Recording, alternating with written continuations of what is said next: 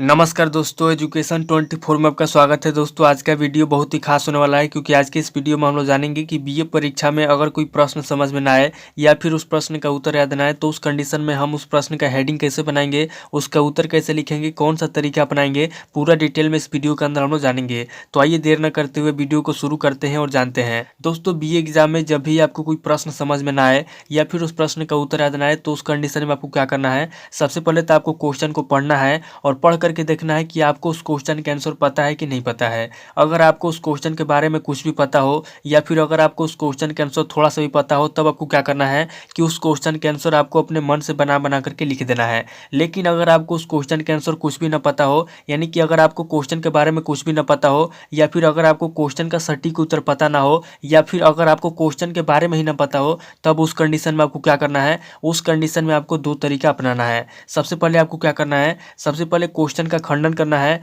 और क्वेश्चन का खंडन करने के बाद क्या करना है, एक एक शब्द को लेकर के चेक करना है। और दूसरे स्टेप में क्या करना है, आपको जिस भी शब्द के बारे में जानकारी हो उसी शब्द को लेकर के विस्तारित करना है। जैसे दोस्तों यहाँ पे आपका क्वेश्चन दिया हुआ है, शिक्षा आयोग 1964 से 1966 की शिक्षा का उद्देश्य बताइए। अब दोस्तों मान लीजिए कि अगर आपको शिक्षा आयोग 1964 से 1966 की शिक्षा का उद्देश्य पता है, तब तो आप इस क्वेश्चन के आंसर बहुत ही आराम तरीके से लिख पाएंगे। लेकिन अगर आपको शिक्षा आयोग 1964 से 1966 की शिक्षा का उद्देश्य नहीं पता है, तब आप क्या करेंगे, किस तरीके से इस क्वेश्चन के आंसर लिखेंगे। तो यहाँ पर दोस्तों अगर आपको क्वेश्चन के आंसर पता नहीं है, तब आपको क्या करना है, आपको दो तरीका अपनाना है। सबसे पहले क्वेश्चन का खंडन करना है, उसके बाद एक एक शब्द को लेकर के चेक करना है कि आपको किस शब्द के बारे में जानकारी है। और उसके बाद दूसरे स्टेप में क्या करना है, आपको जिस भी शब्द के बारे में जानकारी हो उसी को लेकर के विस्तारित करना है। तो यहाँ पर दोस्तों हम लोग क्या करेंगे, सबसे पहले हम लोग क्वेश्चन का खंडन करेंगे। अब दोस्तों क्वेश्चन का खंडन कैसे किया जाता है और क्वेश्चन का खंडन करने से मेरा मतलब क्या है। तो यहाँ पर दोस्तों क्वेश्चन का खंडन करने के लिए क्या करना होता है कि आपको जो भी शब्द आपका दिया हुआ है क्वेश्चन के अंदर, आपको क्या करना होता है कि एक एक शब्द को लेना होता है और एक एक शब्द को लेकर के देखना होता है कि आपको उस शब्द के संबंधित, आपको उस शब्द के बारे में कुछ भी पता है कि नहीं पता है। जैसे यहाँ पे मान लीजिए कि आपका पहला शब्द दिया हुआ है शिक्षा। अब दोस्तों आपको क्या करना है कि शिक्षा शब्द को ले लेना है और शिक्षा को लेकर के देखना है कि शिक्षा के बारे में आप क्या जानते हैं। मान लीजिए शिक्षा के बारे में आप जो कुछ भी जानते हैं, शिक्षा क्या होता है, शिक्षा का उद्देश्य क्या होता है, शिक्षा क्यों जरूरी है, शिक्षा के क्या लाभ है, शिक्षा के क्या हानि है, शिक्षा में क्या कमी है, शिक्षा में क्या सुधार चाहिए। तो इससे संबंधित आपके मन में जो भी आ रहा है उसको क्या करना है, आपको यहाँ पे लिख देना है। लेकिन अगर आपको शिक्षा के बारे में बहुत ज़्यादा पता नहीं है, तो आपको जो भी पता है यहाँ पे क्या करना है कि इस क्वेश्चन के आंसर में आपको शिक्षा से संबंधित जो भी आपको याद आ रहा है यहाँ पे दोस्तों आपको लिख देना है। उसके बाद दोस्तों आपका अगला शब्द क्या है, यहाँ पे दोस्तों आपका अगला शब्द है आयोग। अब दोस्तों आपको क्या करना है कि आयोग शब्द को ले लेना है और आयोग शब्द को लेकर के चेक करना है कि आपको आयोग के बारे में क्या पता है। यानी कि आयोग क्या होता है, आयोग किसे कहते हैं, आयोग कई प्रकार के होते हैं, आयोग कितने प्रकार के होते हैं। तो आयोग से संबंधित आपको अगर कोई तथ्य याद आ रहा है या फिर अगर आपको आयोग से संबंधित कुछ भी याद आ रहा है, तो आपको क्या करना है कि आयोग के बारे में यहाँ पे लिख देना है। लेकिन अगर आपको आयोग के बारे में नहीं पता है या फिर शिक्षा आयोग के बारे में अगर आपको नहीं पता है, या फिर अगर आप यहाँ से यहाँ तक पूरा ले लेंगे शिक्षा आयोग 1964 से 1966, तो यहाँ पे दोस्तों अगर आपको शिक्षा आयोग 1964 से 1966 के बारे में कुछ भी नहीं पता है, तब आपको क्या करना है, यहाँ पे दोस्तों इन शब्दों को छोड़ देना है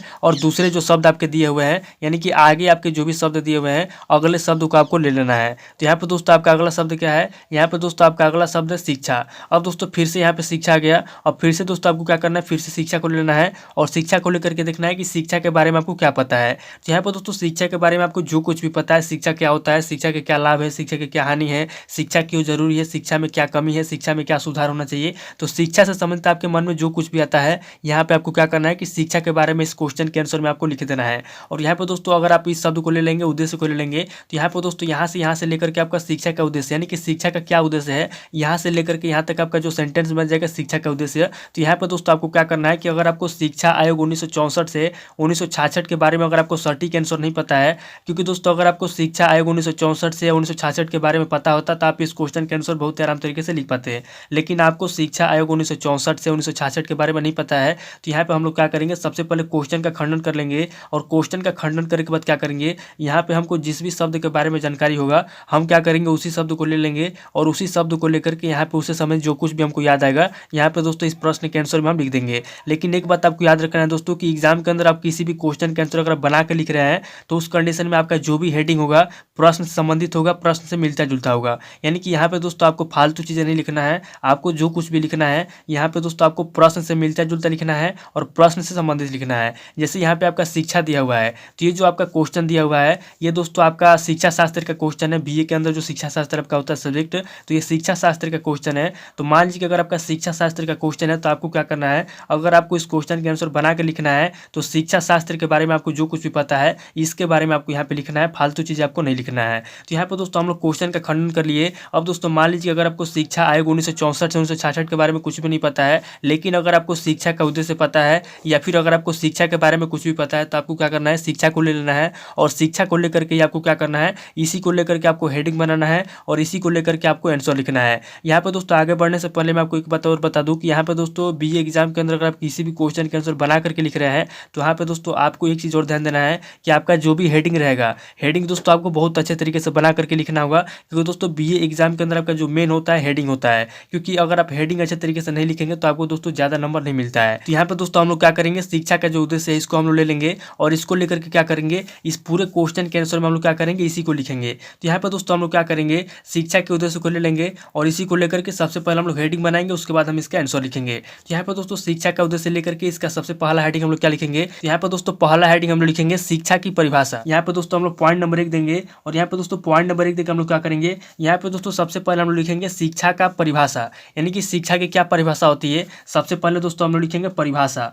अब दोस्तों परिभाषा लिखने के बाद आपको क्या करना है, यहाँ पे दोस्तों आपको शिक्षा से संबंधित जो कुछ भी याद आता है, यानी कि शिक्षा क्या होता है, शिक्षा की जो परिभाषा होती है, यहाँ पे दोस्तों आपको शिक्षा का परिभाषा लिखना है। और यहाँ पे दोस्तों परिभाषा के अंदर आपको क्या करना है, यहाँ पे कितना आपको लिखना है, यहाँ पे दोस्तों मैं आपको बता दूं कि यहाँ पे दोस्तों आपको कम से कम 5 से 6 लाइन में आपको क्या करना है, यहाँ पे दोस्तों आपको शिक्षा का परिभाषा अच्छे तरीके से लिख देना है। और यहाँ पे दोस्तों लिखने के बाद आपको क्या करना है, यहाँ पे दोस्तों आपको दूसरा पॉइंट देना है। और यहाँ पे दोस्तों दूसरा पॉइंट देने के बाद आपको क्या करना है, यहाँ पे दोस्तों आपको दूसरा हेडिंग लिखना है शिक्षा का महत्व, यानी कि शिक्षा का क्या महत्व है। यहाँ पे दोस्तों आपको दूसरे हेडिंग में लिखना है शिक्षा का महत्व, यानी कि जो शिक्षा होता है, शिक्षा का क्या महत्व होता है। यहाँ पे दोस्तों आपको शिक्षा के महत्व के बारे में लिखना है। अब दोस्तों शिक्षा का महत्व लिखने के बाद आपको क्या करना है, यहाँ पे दोस्तों शिक्षा के महत्व वाले हेडिंग में आपको कम से कम 10 से 12 लाइन में या फिर आपको जितना भी याद आता है, यानी कि आपने क्वेश्चन का सबसे पहले खंडन किया था, उसके बाद आपको जिस भी शब्द के बारे में जानकारी है आप उन शब्दों को लेकर के यहाँ पे जो है कि लिख रहे हैं। तो यहाँ पे दोस्तों आपको शिक्षा के महत्व में जो कुछ भी जानकारी है, यहाँ पे दोस्तों आपको क्या करना है कि उसको आपको यहाँ पे लिख देना है। और यहाँ पे दोस्तों जब लिख लेंगे उसके बाद क्या करना है, यहाँ पे दोस्तों आपको पॉइंट नंबर 1 देना है। और यहाँ पे दोस्तों पॉइंट नंबर 1 देके क्या करना है, यहाँ पे दोस्तों आपको शिक्षा के महत्व में जो कुछ भी पता है यहाँ पे दोस्तों आपको पॉइंट में करके लिख देना है। यहाँ पे दोस्तों हम लोग क्या करेंगे, शिक्षा के महत्व में इसका पहला महत्व लिखेंगे, यानी कि जो शिक्षा है, शिक्षा का क्या महत्व है। तो यहाँ पे दोस्तों सबसे पहले हम लिखेंगे शिक्षा का दैनिक जीवन में महत्व, यानी कि हमारा जो दैनिक जीवन है, दैनिक जीवन में शिक्षा का क्या महत्व है। यहाँ पे दोस्तों सबसे पहले हम लिखेंगे दैनिक जीवन में शिक्षा का महत्व। अब दोस्तों दैनिक जीवन में शिक्षा का महत्व लिखने के बाद आपको क्या करना है, यहाँ पे दोस्तों आपको इसके अंदर आपको कम से कम 3 से 4 लाइन में इसका आंसर लिख देना है। और यहाँ पे दोस्तों लिखने के बाद आपको क्या करना है, यहाँ पे दोस्तों आपको दूसरा पॉइंट देना है। और दूसरा पॉइंट देने के बाद आपको क्या करना है, दोस्तों देखिए यहाँ पे मैं आपको जो कुछ भी बता रहा हूँ जरूरी नहीं कि मैं आपको जिस तरीके से बता रहा हूँ आपको वही लिखना है। एग्जाम के अंदर आपने जब क्वेश्चन का खंडन कर लिया तो क्वेश्चन का खंडन करने के बाद आपने जिस शब्द को चुना हुआ है उस शब्द समेत आपके मन में जो कुछ भी आ रहा है आपको वही लिखना है। जरूरी नहीं कि मैं आपको जो बता रहा हूँ आपको उसी तरीके से लिखना है, लेकिन मैं आपको जो बता रहा हूँ अगर आप उस तरीके से लिखते हैं तो आपको अच्छा खासा नंबर मिल जाएगा। तो यहाँ पर दोस्तों हम क्या करेंगे, दूसरा पॉइंट देंगे और दूसरा पॉइंट देके शिक्षा का दूसरा महत्व लिखेंगे सामाजिक जीवन में। तो यहाँ पर दोस्तों हमारा दूसरे पॉइंट के अंदर दूसरा हेडिंग हो जाएगा सामाजिक जीवन में, यानी कि हमारा जो सामाजिक जीवन है उसके अंदर शिक्षा का क्या महत्व है। यहाँ पे दोस्तों हम लोग लिखेंगे सामाजिक जीवन में शिक्षा का महत्व। अब दोस्तों दूसरा पॉइंट लिखने के बाद आपको क्या करना है, यहाँ पे दोस्तों दूसरे पॉइंट के अंदर भी आपको कम से कम 3 से 4 लाइन में इसका आंसर लिख देना है। और यहाँ पे दोस्तों लिखने के बाद आपको क्या करना है, यहाँ पे दोस्तों आपको तीसरा पॉइंट देना है और तीसरा पॉइंट देकर आपको शिक्षा के महत्व में तीसरा इसका महत्व लिखना है। तो तीसरा महत्व हो जाएगा आर्थिक जीवन में शिक्षा का महत्व, यानी कि हमारा जो आर्थिक जीवन होता है, आर्थिक जीवन में शिक्षा का क्या महत्व है। यहाँ पर दोस्तों हम लोग लिखेंगे आर्थिक जीवन में शिक्षा का महत्व। अब दोस्तों आर्थिक जीवन में लिखने के बाद आपको क्या करना है, यहाँ पर दोस्तों आपको 3 से 4 लाइन में फिर आपको जितना भी याद है, यहाँ पे दोस्तों आपको शिक्षा के महत्व में आपको स्टेप बाय स्टेप आपको लिखते जाना है। आपको जितना भी आ रहा है उतना आपको लिख देना है। और यहाँ पे दोस्तों लिखने के बाद आपको क्या करना है, यहाँ पे दोस्तों आपको तीसरा पॉइंट देना है और तीसरा पॉइंट देकर आपको तीसरा हेडिंग लिखना है शिक्षा की विशेषताएं, यानी कि शिक्षा की क्या विशेषताएं हैं। यहाँ पे दोस्तों आपको लिखना है शिक्षा की विशेषताएं। अब दोस्तों शिक्षा की विशेषताएं लिखने के बाद आपको क्या करना है, यहाँ पर भी दोस्तों अगर आपको पॉइंट नंबर 1 पॉइंट नंबर 2 इस तरीके से अगर आपको शिक्षा की विशेषताएं पता है तो आपको क्या करना है, यहाँ पे दोस्तों आपको पॉइंट नंबर 1 पॉइंट नंबर 2 इस तरीके से आपको लिख देना है। लेकिन अगर आपको इस तरीके से पॉइंट के अंदर नहीं पता है तो आपको क्या करना है, इस तरीके से डायरेक्ट आपको शिक्षा की विशेषताएं हेडिंग देना है। और हेडिंग दागने के बाद आपको क्या करना है, यहाँ पर दोस्तों इसके अंदर आपको कम से कम 10 से 12 लाइन, फिर आपको जितना भी याद है यहाँ पर दोस्तों आपको शिक्षा की विशेषताएं लिख देना है। और यहाँ पर दोस्तों शिक्षा की विशेषताएं लिखने के बाद आपको क्या करना है, यहाँ पर दोस्तों आपको चौथा पॉइंट देना है। और यहाँ पर दोस्तों चौथा पॉइंट देने के बाद आपको क्या करना है, यहाँ पर दोस्तों आपको चौथा हेडिंग लिखना है शिक्षा की उपयोगिता, यानी कि शिक्षा की क्या उपयोगिता है। यहाँ पर दोस्तों आपको लिखना है शिक्षा की उपयोगिता, यानी कि जो शिक्षा होती है उसकी क्या उपयोगिता है, यहाँ पर दोस्तों आपको लिखना है शिक्षा की उपयोगिता। अब दोस्तों शिक्षा की उपयोगिता लिखने के बाद आपको क्या करना है, यहाँ पर दोस्तों आपको कम से कम 10 से 12 लाइन में या फिर आपको जितना भी याद है, यहाँ पे दोस्तों आपको शिक्षा की उपयोगिता वाले हेडिंग के अंदर आपको लिख देना है। और इस तरीके से लिखने के बाद आपको क्या करना है, यहाँ पे दोस्तों आगे आपको 5वां पॉइंट देना है। और यहाँ पे दोस्तों 5वां पॉइंट देने के बाद आपको क्या करना है, यहाँ पे दोस्तों आपको 5वें हेडिंग में लिखना है शिक्षा में कमी, यानी कि जो शिक्षा है, शिक्षा के अंदर क्या कमी है, यहाँ पे दोस्तों आपको लिखना है शिक्षा में कमी। अब दोस्तों शिक्षा में कमी लिखने के बाद आपको क्या करना है, यहाँ पे दोस्तों आपको कम से कम 10 से 12 लाइन में या फिर आपको जितना भी याद है, यहाँ पे दोस्तों आपको 5वें हेडिंग के आंसर में आपको लिख देना है। उसके बाद दोस्तों यहाँ पे आगे आपको 6ठा पॉइंट देना है। और 6ठा पॉइंट देने के बाद आपको 6ठा हेडिंग लिखना है शिक्षा में सुधार, यानी कि शिक्षा में जो कमी है उसको किस तरीके से सुधारा जा सकता है। यहाँ पे दोस्तों आगे आपको लिखना है शिक्षा में सुधार। अब दोस्तों शिक्षा में सुधार लिखने के बाद आपको क्या करना है, यहाँ पर भी दोस्तों आपको कम से कम 10 से 12 लाइन में या फिर आपको जितना भी याद है, यहाँ पर दोस्तों आपको लिख देना है। और यहाँ पर लिखने के बाद आपको क्या करना है, यहाँ पर दोस्तों आपको 7वां पॉइंट देना है। और 7वां पॉइंट देने के बाद आपको क्या करना है, यहाँ पर दोस्तों आपको आगे लिखना है शिक्षा का उद्देश्य, यानी कि जो शिक्षा है उसका क्या उद्देश्य होता है, यहाँ पर दोस्तों आपको लिखना है शिक्षा का उद्देश्य।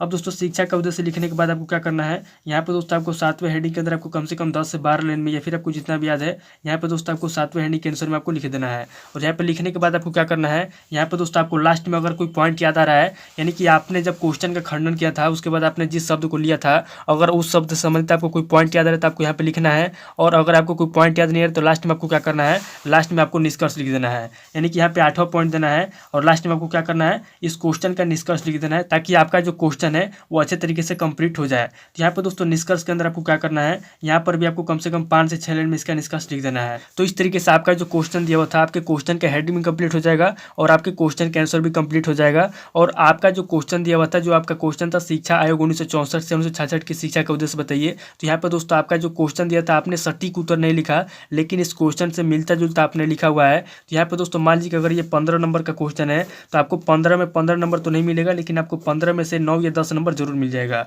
तो इस तरीके से दोस्तों एग्जाम के अंदर आपको क्या करना है कि किसी भी क्वेश्चन का हेडिंग या आंसर लिखने के लिए यदि आपको कोई क्वेश्चन समझ में नहीं आता है या फिर अगर आपको क्वेश्चन का सटीक उत्तर पता नहीं है, तो उस कंडीशन में आपको क्या करना है कि क्वेश्चन का इस तरीके से खंडन कर लेना है। और जिस भी शब्द के बारे में आपको जानकारी है उसी शब्द को लेकर के सबसे पहले उसका अच्छे तरीके से हेडिंग लिखना है। उसके बाद उसके अंदर आपको जो कुछ भी आता है उसके आंसर में आपको उसे समझ लिख देना है। बस एक बात याद रखना है कि आपको फालतू चीज़ नहीं लिखना है, आपको क्या करना है कि उसे समझ आपके मन में जो भी आ रहा है उसको यहाँ पे लिख देना है।